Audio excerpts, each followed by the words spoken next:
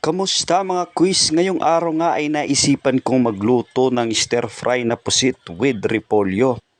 At fresh pa nga ho yan, galing probinsya ng Masbate. Pinadala po yan ng kuya ko galing Masbate, ayan. At ang maganda pa nga po dyan ay pinadala po yan dito, naka-door to door pa. At talaga namang mapapa-thank you Lord ka nga ulit dahil sa makakatikim ka ng napakasarap at fresh na seafood galing probinsya. Wow! At eto pa nga mga quiz, napakalaking pusit po niyan at mabibili mo lang po yan sa halagang 100 to 150 per kilo. O di ba, napakamura, sa halagang 150 pesos makakatikim ka na ng giant pusit at fresh na fresh pa talaga galing probinsya. At kung gaano naman nga po kamura ang mga seafood na yan doon sa amin sa probinsya, ay siya rin namang napakamahal dito sa Maynila. Aba, napakasarap magnegosyo rito.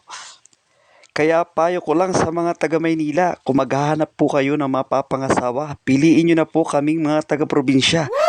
Aba, may bakasyonan ka na, may eat all you can buffet seafood ka pa. Kaya ang masasabi ko lang sa mga taga Maynila, nagbibiro lang ho ako. Pero pwede rin namang ho yung seryosohin.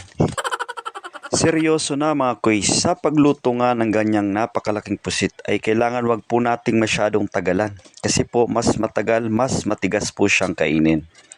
Siguro po ay lutuin lang po natin siya ng mga 4 o hanggang 5 minuto. Wala naman po exact time pero wag lang po masyadong matagal para po hindi matigas.